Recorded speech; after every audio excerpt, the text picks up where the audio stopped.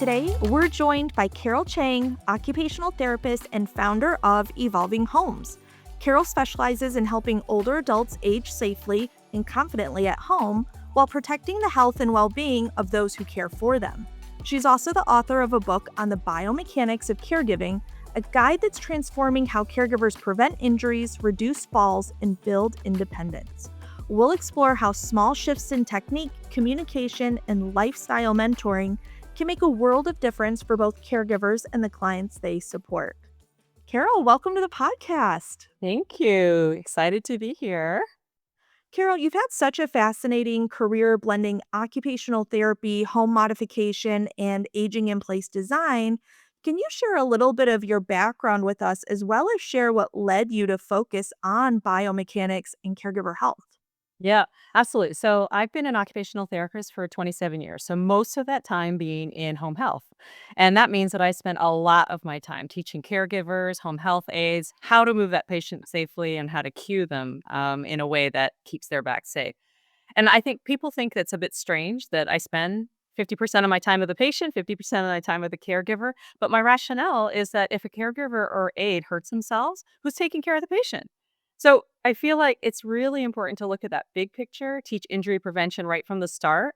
Because if somebody hurts their back, it's not just the patient that suffers. That caregiver has a life outside of work, and injured backs lead to lifelong consequences, pain, disability that affects the whole person, their families. So I just think that's a really vital step towards protecting that most valuable asset in our global aging crisis, right? Our caregivers. So let's protect them, give them the tools that they need, understand how they can, make sure that they are staying safe throughout their entire work span. Yeah, I mean, it's so important whether you are a professional caregiver or a family caregiver. There's that old saying, you can't pour from an empty cup. And a lot of times we think about that in an emotional capacity, but it's also physical. If we are not really, really smart with how we're moving our body, it can really put us into a position where we're not able to. And so it's really, really important that we are doing things the right way and making sure that we learn what is the right way. So, how do you support caregivers and clients with that process? Well, I think what I like to do is I'm going into their space. So I'm not here to tell people, okay, you're doing this wrong. This is not right. I'm looking at that space going, okay, show me what you're doing and let me see if I have some suggestions on how you can do this a little bit better. And I think in a lot of cases, the primary thing, the biggest mistake that I see is people jumping in too early. So I think it really stems from our beliefs or love language of if I do it for you, it means I love you. I'm doing it. This is how I show that I care, that I cook everything for you and I bring it to you and I put on your pants and your shirt by yourself. but it's a little bit like thinking that I give you the fish instead of I teach you how to fish. So I try to teach people like just stop. Don't do that. Just wait. Let them try. Let them if they need a little bit of help, give verbal cues first, then tactile cues and then help them. So I'm training them essentially to be mini occupational therapists in that time frame of training, just making sure that they have the right mindsets in there. And what I'd like to say is stop stealing their therapy because if you do it for them, then that's one more exercise they're going to have to do that's really boring. But the job of living, of putting on your clothes, getting dressed, getting out of bed, these are all way better sources of exercise because they're functional. Yeah, and I think you're right. We always are thinking, I love this person so much, or I care about this client so much. I want their day to be great. And if I see you struggling at all, I just want to jump in and I want to make your day better. But we do have to remember that the more our clients can do and our loved ones can do on their own, it's just going to help them more in the long run keep that bit of independence. The more they can do on their own, that's their independence that they have. And it gives them confidence, right? That I can do this myself because I and it sounds terrible because we do things for them because we love them, but it also stops them from thinking, "Ooh, wait, I can't do it myself. I haven't had any practice doing it myself. I don't know that I could do it myself." So you're eroding their confidence and I almost infantilizing them by doing it for them. So I really look at it like let them try, let them see if they can do it. And the wonderful, beautiful thing about in-home care is you have time. Because the difference in a skilled nursing facility is that one aide has 8 or 9 patients. They need all dressed, ready to go for breakfast by 8:30. But when you're at home, you have this beautiful, rhythm that is based on what that person wants. So maybe they want 10 extra minutes of sleep. Don't worry, no big deal. I come back and because of that extra time, you can also sit down next to them and just chat while they're putting on their shirt, while they're putting on their pants. And you're there in case there is something that they need a little extra help with that would, promote frustration if it kept going. Um, or, just a little bit of training, encouragement. So, hey, like, why don't you try crossing your legs to put on your pants instead? And why don't you try doing this over here? So people feel supported. They feel empowered because they can do it themselves. And then they have exercise. It's just this big, wonderful package together. What are some of those key biomechanical principles that every caregiver should know? Well, I think those are 2 different things. One, which is that we wanna look to see what is the easiest way for the patient to be able to biomechanically move themselves, and then what is the way that the caregiver can facilitate those things. So I'll start with just the patient first. So one of the most common things that I see is people trying to get up from a chair when their butt is sitting all the way back. And I don't know if you've ever tried this, by yourself. It's almost impossible. When I do it myself, I look like a pregnant woman trying to, like, boost myself up, and I'm trying to clear this entire seat space. It's just impossible. So biomechanically, we need to scoot our bodies all the way to the edge of the chair as much as you can without falling. You need to bring your knees back so that you are shifting your weight forward so that you can, unweight your bottom. Because if all your weight is on your bottom, you're not gonna be able to stand up. So my cue is I want to see nose over toes and then stick your bottom in the air. So nose over toes, bringing their weight forward, and then they stick their bottom in the air, which helps to straighten out their knees if they have if they don't have as much quad strength, and then they can pull their upper body up and use sometimes if they're using a walker, they can put their hands on a walker and use that resistance to be able to push back on it.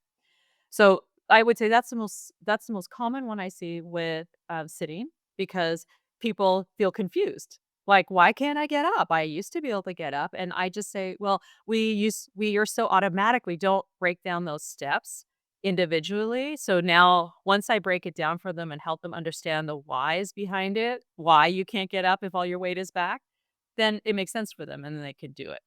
From a caregiver perspective, the most common problem that I see is people extending a hand and hauling people up.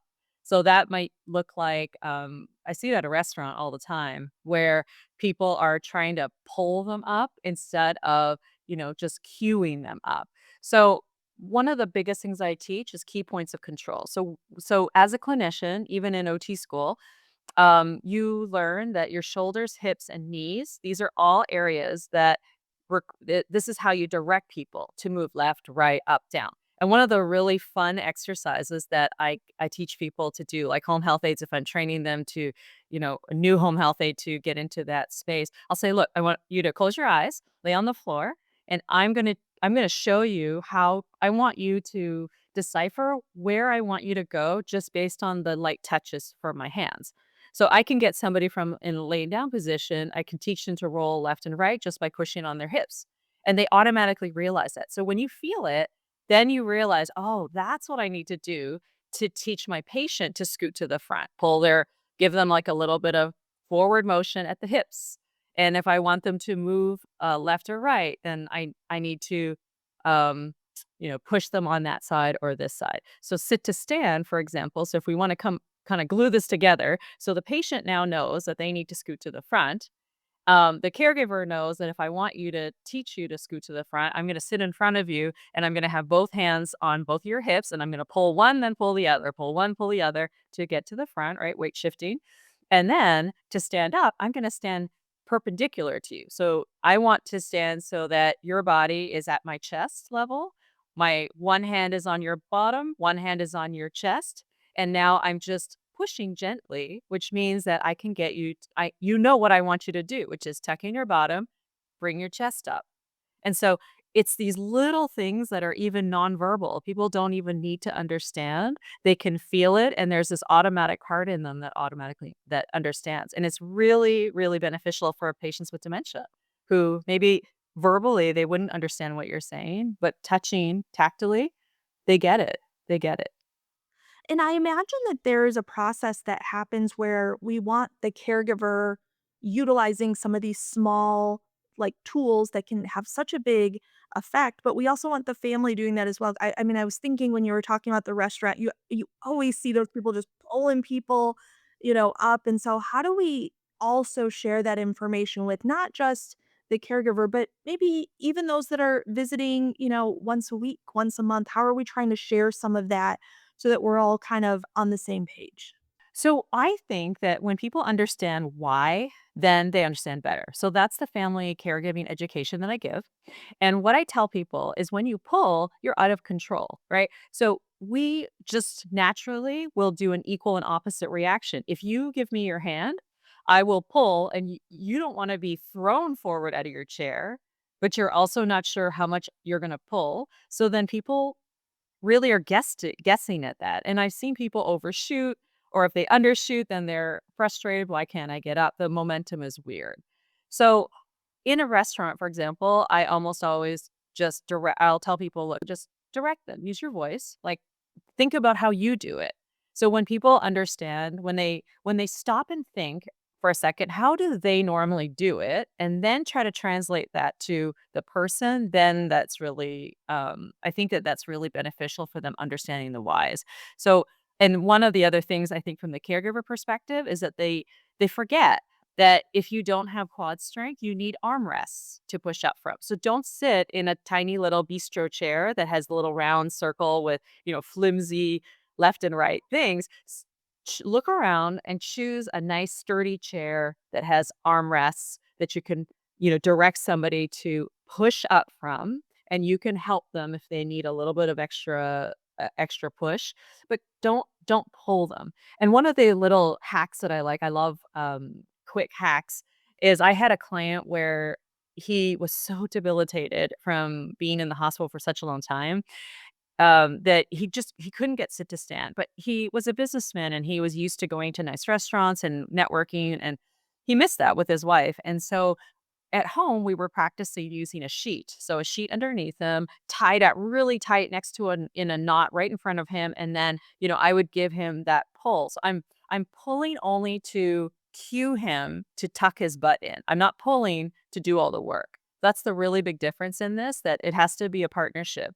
That the person, the client needs to know that they're expected to use muscles to get up there, because I don't me as a caregiver don't wanna hurt my back, but also you need the exercise. So, I would teach him to pull up and then sit down. He could do that. But his wife said, "Well, I don't wanna bring a big giant queen size sheet to the restaurant." And I said, "Okay, so this is why I'm an occupational therapist. Like, I can figure this out." So what we did was we cut a public shopping bag, just a regular cloth shopping bag, cut it down the sides, and what happened was is that now you ended up with a long skinny piece with, like, little loops on it.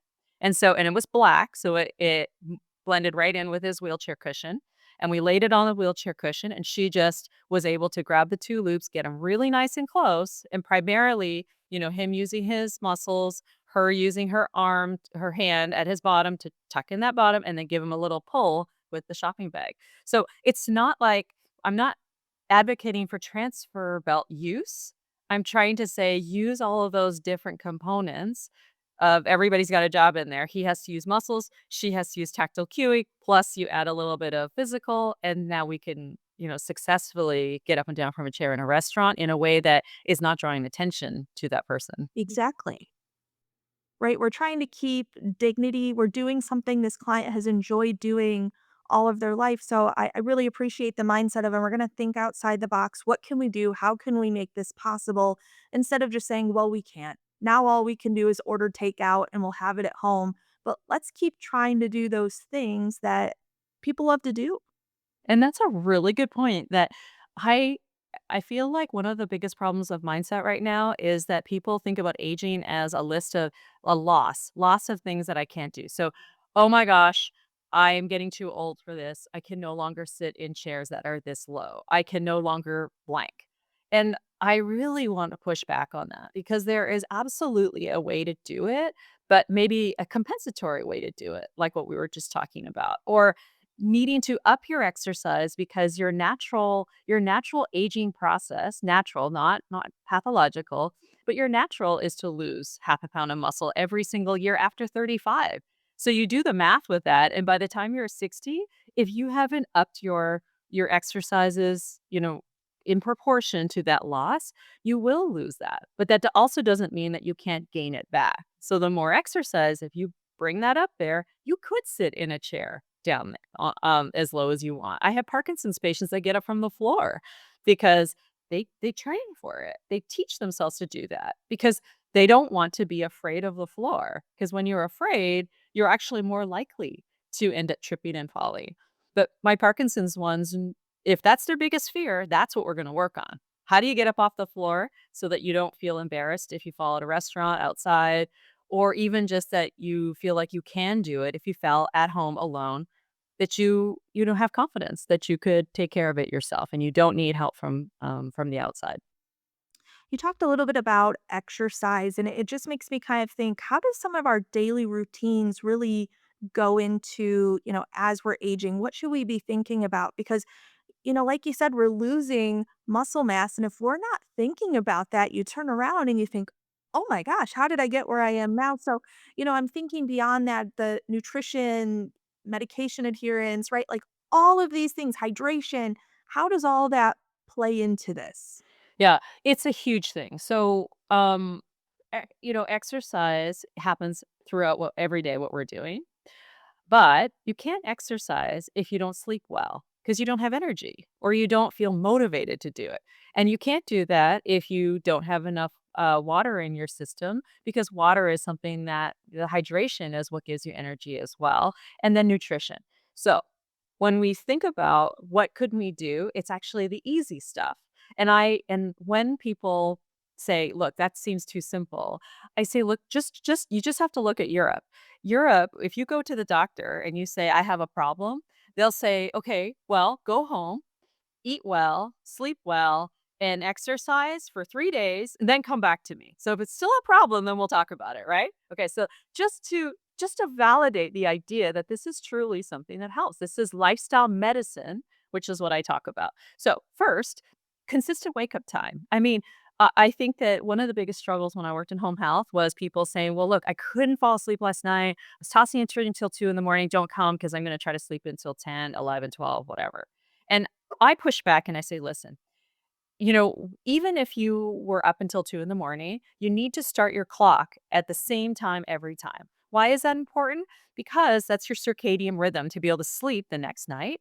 It's making sure that you take your medications on time. Because if I sleep until 10 and now I'm 4 hours behind my morning medication and I'm playing catch up through the rest of the time, it's really easy to miss a dose, lose a dose, and then you don't feel right. You don't feel good. So, one, consistent wake up time so your meds are on time, you start your cycle. Two, your daily exercise, making sure that you are moving around, getting lubrication into your joints. Stiffness is normal. Like that is normal. You've been laying in bed for 8 hours, hopefully, Right.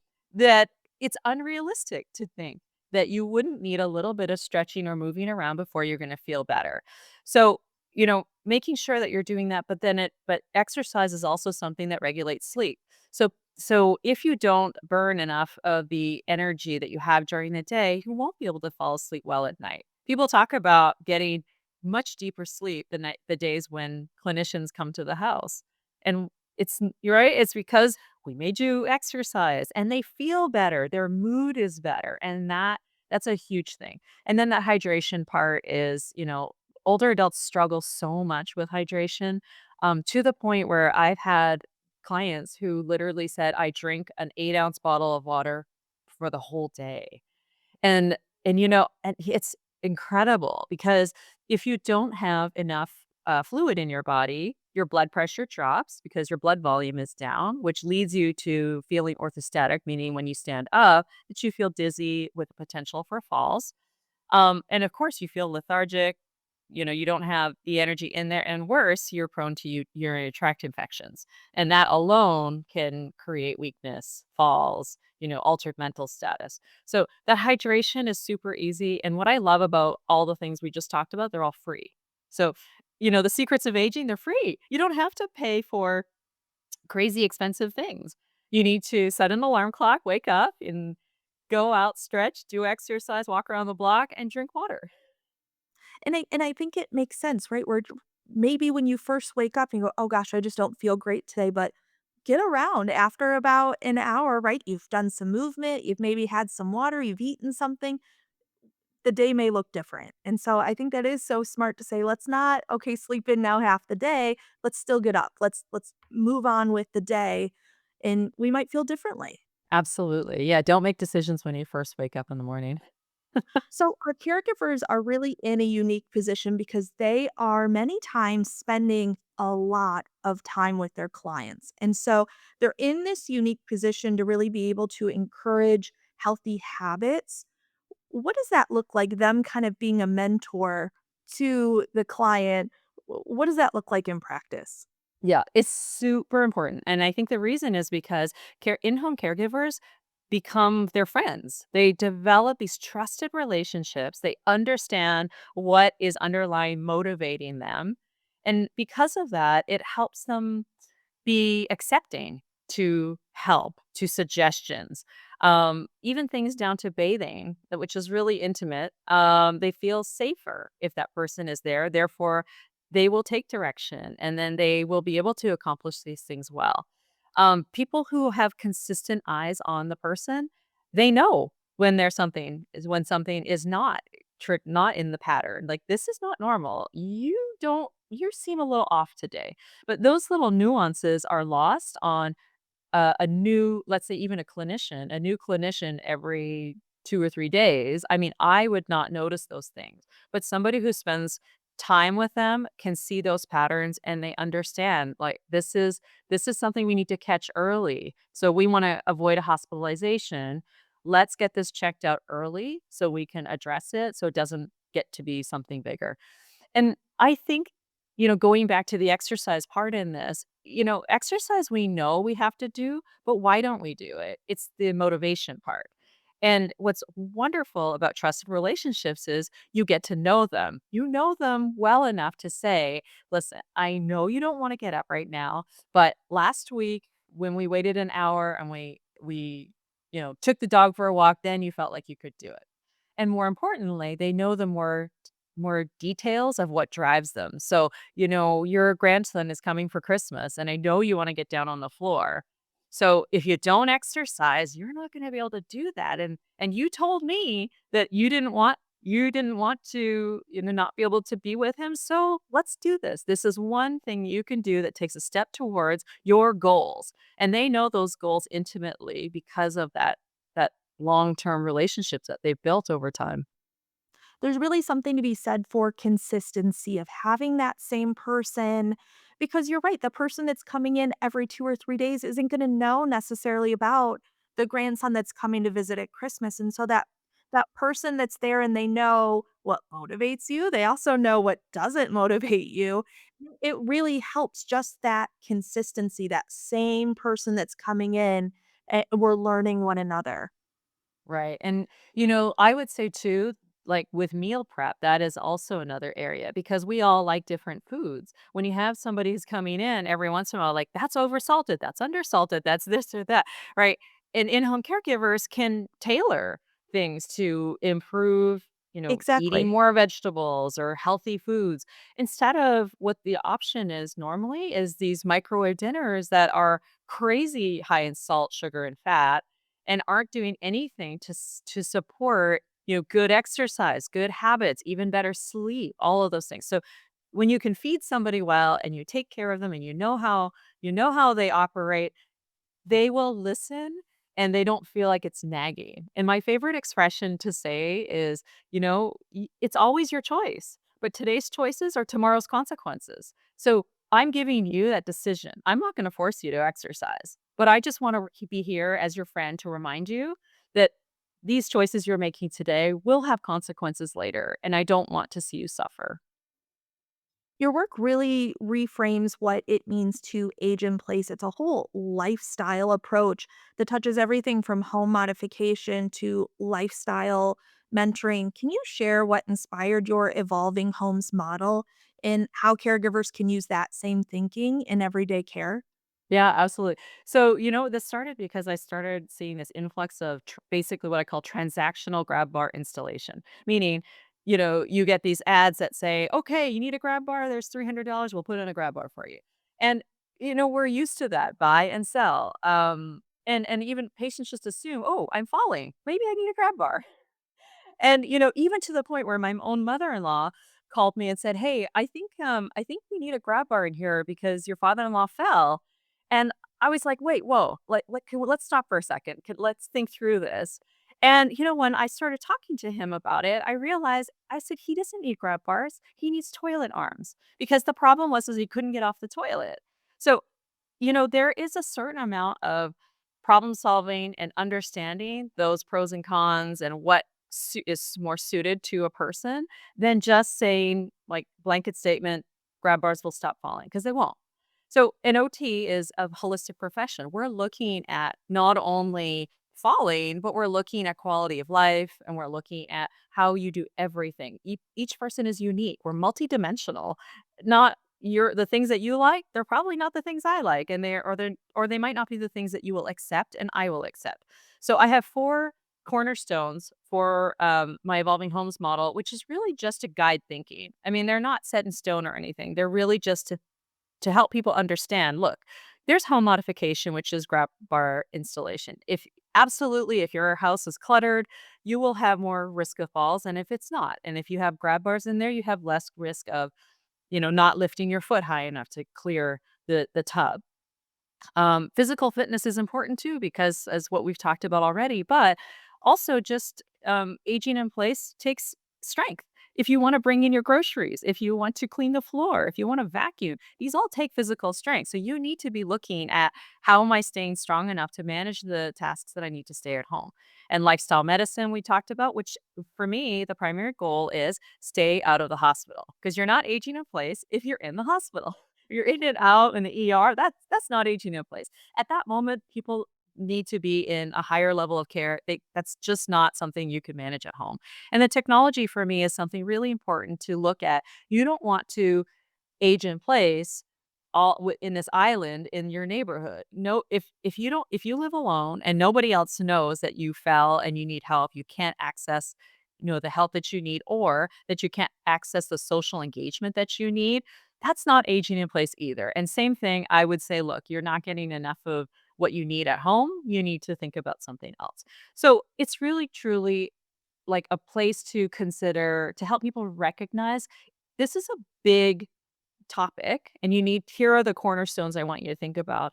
And a big part of this is having that honest conversation between all those aspects of it. Like if you're not the kind of person who will exercise, that's okay. We can do grab bars. But just remember that exercise is cheap and grab bars are expensive. So I want you to have a choice of where do you want to spend your money. And that money piece is I think really important. It's chapter 2 in my book because to me, we can have 10,000 ideas and ideas of where we want to age in place, but if you haven't taken the steps, decades prior to put aside that money and budget for those things, none of those are realistic. So it's so important to be thinking about this early enough so that you have the money put aside, but have those honest conversations with your potential caregivers because I'll tell you, a lot of people will assume that their wife is going to be their 24/7 caregiver. And, you just have to do a quick Google search about burnout and caregiving to know that nobody can do that 24/7. I mean, even if she's going to take an 8-hour shift, she can't do all of it, which is why in home care is so vital. You need to understand, what is it that you're capable of providing and how much is it going to cost to fill in those gaps and recognizing that each person is different. Not everybody's built to be a caregiver, and that's okay. That's not a fault. That is a fact that you need to have a discussion over. that your kids may one of your kids is really patient, the other one is not. So, we just have to you just have to have conversations to understand that part.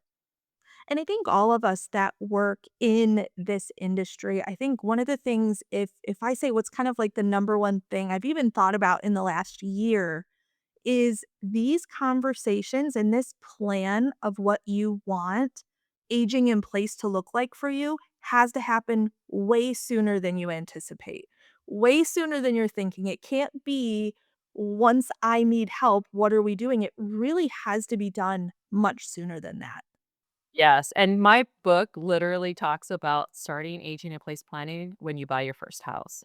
And people think that's insane, but I counter with the idea that when you buy your first house, you almost always have a construction budget because you're getting rid of that avocado toilet and the pink bathroom.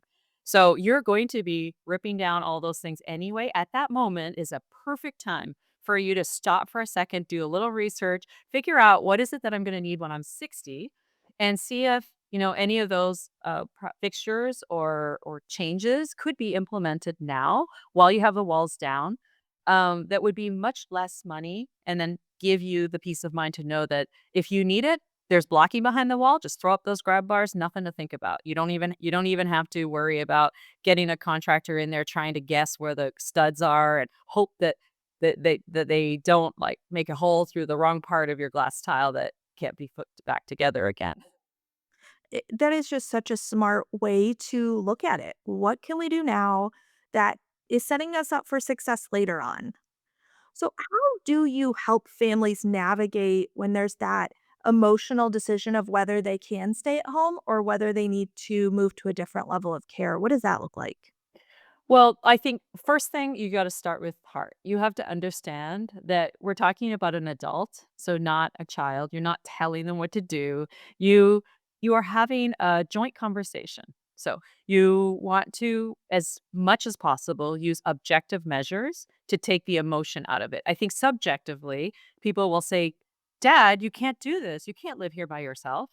And that's just you're inviting somebody to push back and say, "Yes, I can. You're trying to control me. Don't tell me that." So a different way, I'll give you an example. I had one where, he lived alone and, we had said it's same kind of thing. He had 3 daughters that said, "Look, you can't do this. You're gonna have to move up with me and we'll put you like in a community nearby." And I said, "Okay, wait, there's a middle ground here. We could install sensors and just see. Let's just track for a month and see what happens." And after that month, we sat down and looked and we are like, the door, like you're going to bed at a funny time and the stove was left on 3 times this past month. Like, I'm worried about you. I love you and I'm worried about you. And are you worried about it? Like, invite them to look at that data together instead of accusing them, like, "It's because of your memory, and that's the reason Right. why it's a problem." So, sticking to objectivity because and recognizing this is a sensitive area. This is sensitive because you're talking about control, and people don't like being told what to do. So, see if you can invite them into a conversation together about it, and really talk about it as from that perspective of, "I'm doing this because I care about you. I don't want to see you hurt or injured or anything to happen to you that I can't be there to help you with." Carol, I just want to thank you so much for your time today. As we're coming to a close, I just have one more question, and that is, what is one piece of advice that you would give to any new caregiver? I would say I would want you to prioritize body mechanics and build in breaks and just remembering that you can't help somebody else if you're injured. So it's worth the extra time, worth the extra brain power to learn that new routine. It keeps you healthy. And people laugh because I'll say, "Look, I want you to do less and encourage more." And they're like, and they feel like I need to earn my money though. I have to do more. And I'm saying, no, you don't need to. What the best thing that you can do is to be somebody that sits next to them, and I'll do this with you, not for you. I absolutely agree. How can our listeners, if they want to know more about you, the services you provide, your book, where can they go to find that? Yeah, my website is evolvinghomes.com. My book is available on, Amazon, Barnes& and Noble, bookshop.org. It's called Age in Place or Find a New Space.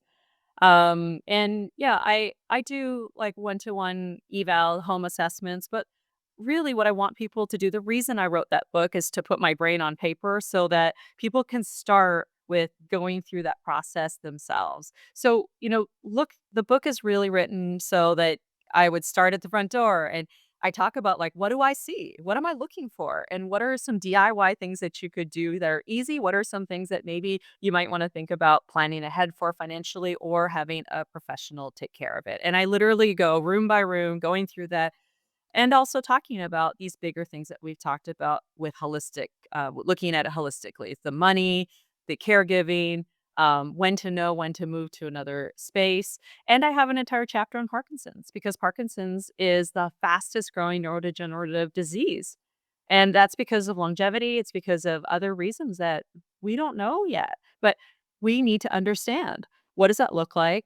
How can I support somebody else who might have a diagnosis? Because if you don't know somebody with Parkinson's right now, you will. And so that way you have the information so that you can be a sympathetic and empathetic ear for them. Carol, thank you so much for your time and expertise today.